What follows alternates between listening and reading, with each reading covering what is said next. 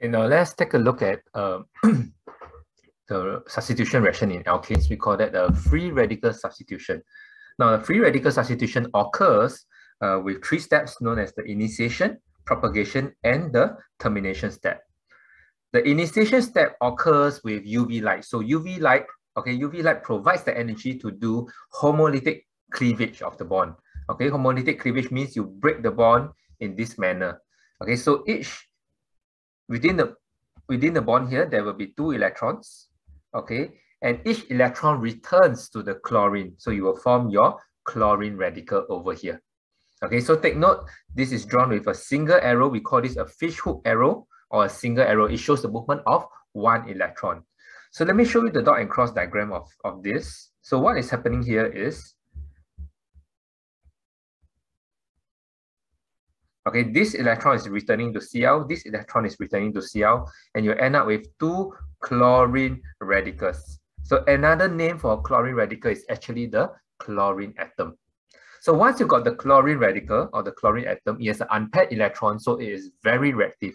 So what happens is it will go on to attack any alkane to grab their hydrogen. So over here, within this bond, there is 2 electrons. So what happens is your chlorine radical will react and attack your hydrogen. So it will grab the hydrogen with 1 electron forming HCl.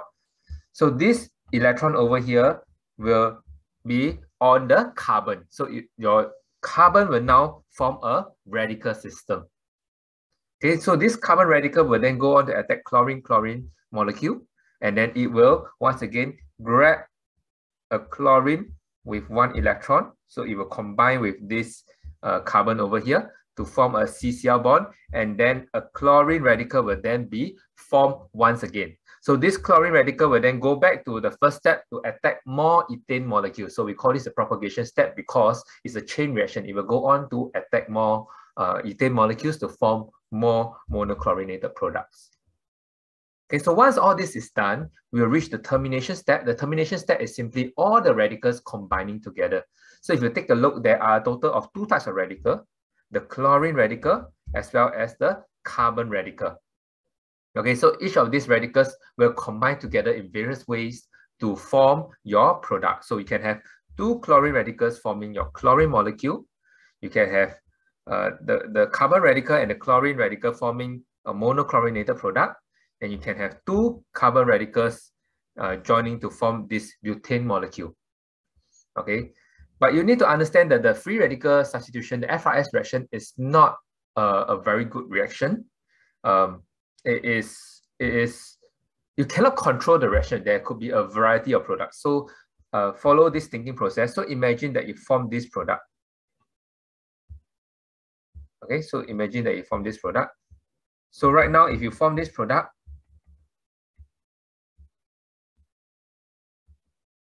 okay, now when you have extra chlorine radicals, they have 2 choices. They can either attack another ethane molecule or it can attack this molecule. Now, when it attacks this molecule, it has further 2 choices. Okay, let me redraw this to show all the hydrogens. Yes, another 2 choices. It can either grab this hydrogen, or it could grab a hydrogen from here, which means that it will spawn 2 different types of radicals, either this radical or this radical. Okay, which will then go on to form 2 different types of product with 2 chlorines. So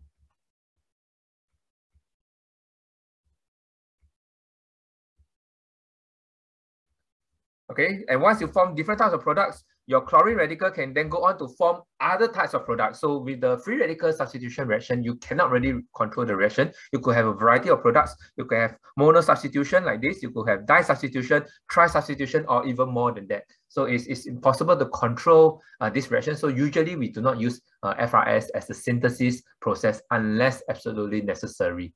So this 1 minute of chemistry. See you the next time.